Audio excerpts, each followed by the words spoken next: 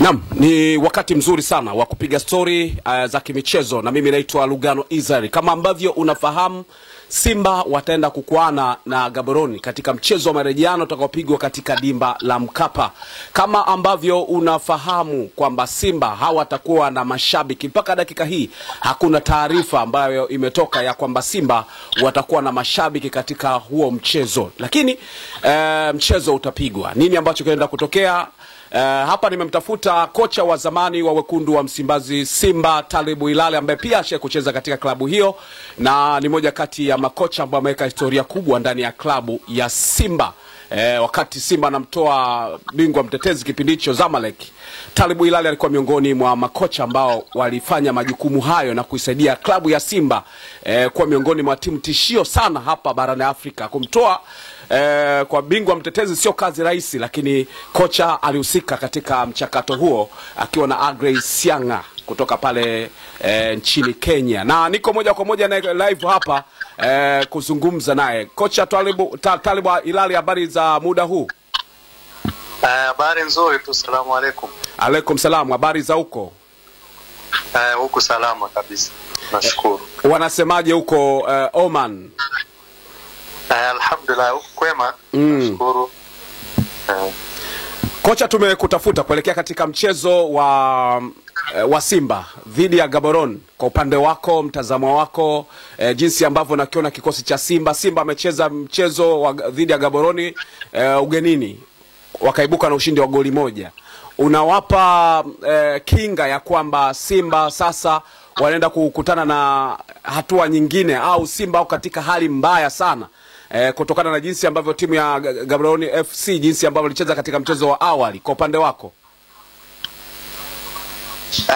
Kweli mechi sio rahisi, lakini cha muhimu kwamba uzuri Simba waliweza kushinda ugenini na kupata point 3.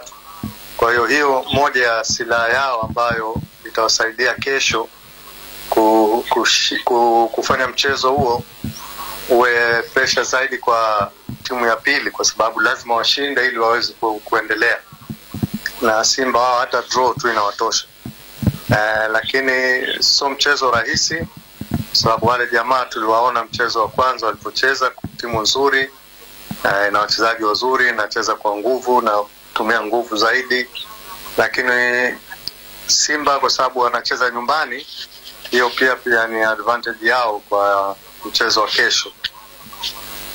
Simba walishawahi kupitia katika mazingira magumu sana hata katika dimba la Mkapa kipindi cha nyuma. Kama utakuwa unakumbuka kipindi hicho, Yudi Songo alishawahi kuja hapa wakawapa shida sana Simba katika hatua hizi za mwanzo hizi. Uoni kwamba pengine kushinda goli moja kule kwa Simba, kama ambavyo sema kwamba ni hatari zaidi, inawezekana kajirudia historia ya kipindi cha nyuma, Simba pia wakapata ugumu wa kutokuvuka kabisa hii hatua? Kila kwenye mpira chochote kinaweza kutokea, isipokuwa tu muhimu Simba vipi wamejiandaa mechi ya kesho. Hicho ndio kitu muhimu, sababu kimesha wakuta kama ulivyosema miaka ya nyuma. Kwa hiyo pia itakuwa nzuri kwao, ni kama vile tahadhari yao kwamba jamani, mnakumbuka mwaka fulani ilitokea hivi na hivi. Kwa hiyo kesho watacheza kwa tahadhari zaidi na umakini zaidi ili kuhakikisha hayajirudii, kwa sababu mpira wa miguu usiseme mimi nimeshinda ugenini basi nyumbani itakuwa rahisi. Hapana, mpira wa miguu popote unaweza ukashinda, uwe ugenini uwe nyumbani. Na wale jamaa pia kama walivyoshinda Simba kwao, wanajipa imani kwamba na sisi kule kwao Simba tunaweza tukawafunga Dar es Salaam. Kwa hiyo still mechi bado ni ngumu.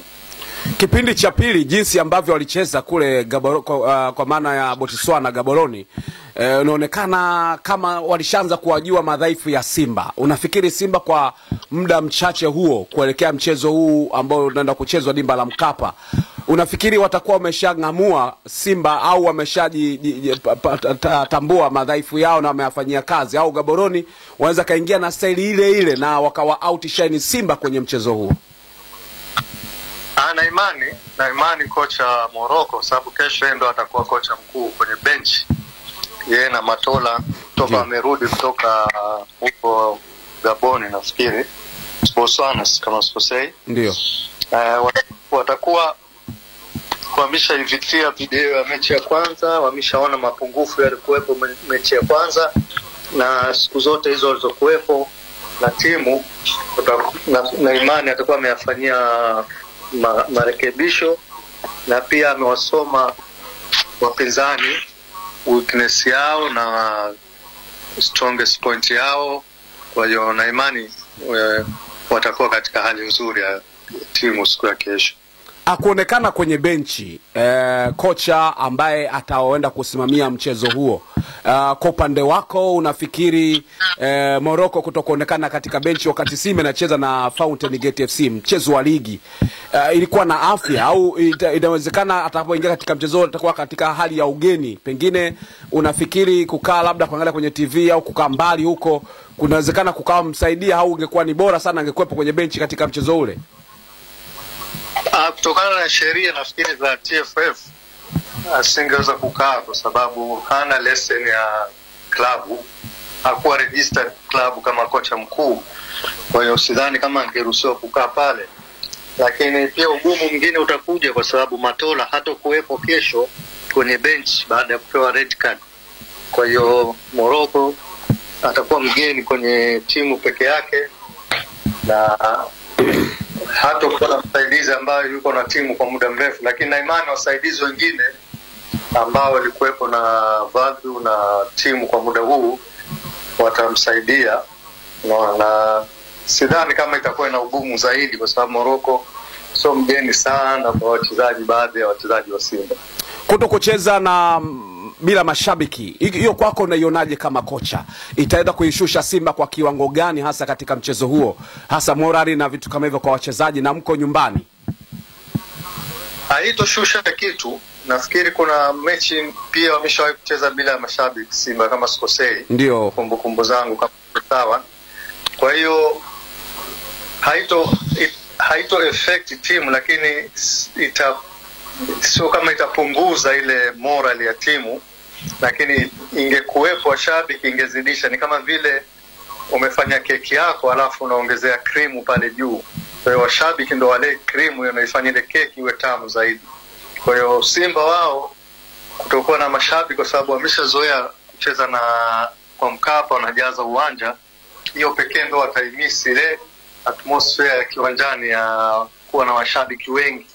Lakini kwa upande wa timu kushinda bila mashabiki inawezekana, kwa sababu wako katika hali nzuri na imani, na wameshawahi kucheza, na hata huko ugenini walipocheza wamecheza sio nyumbani kwenye washabiki wa timu ya pili. Kwa hiyo na imani itapunguza kitu kidogo katika ile morale ya timu, kama vile unapocheza mbele ya watu 40,000 50,000 ni tofauti na unapocheza mbele ya watu hakuna watu. Kwa hiyo kidogo itapunguza ile moral au utamu. So moral uko juu, na imani moral uko juu zaidi, kwa sababu wanataka washinde ili waende round inayofuata. Kwa hiyo itapunguza ule utamu wa mechi, kwa sababu utamu wa mechi ni kuwa na washabiki wengi kiwanjani, inaleta utamu fulani kwenye mechi. Nini kifanyike sasa kwa upande wa wachezaji? Pengine inawezekana hata mwana psychology anaweza kapita kwa upande wa Simba kawasaidia wachezaji. Pengine mashabiki wanaoshangilia wanaweza kawa kwenye masikio yao wenyewe, wasiangalie jukwani, ila wakaona kwamba kuna watu ambao wako nje wanawashangilia na wanatamani kuona nafika mbali, ili wewe uweze wasiathiriwe na hayo mazingira. Hiyo inahitajika, wajengwe kisaikolojia, wawe strong, kwamba watu walioko nje wanawategemea wao. Kwa hiyo kesho wana majukumu ziada, kwamba wana Simba ambao hawapo kwa support kiwanjani, wako nje ya uwanja wanatazama kwenye TV. Unaona, kwa hiyo lazima wasiwaangushe.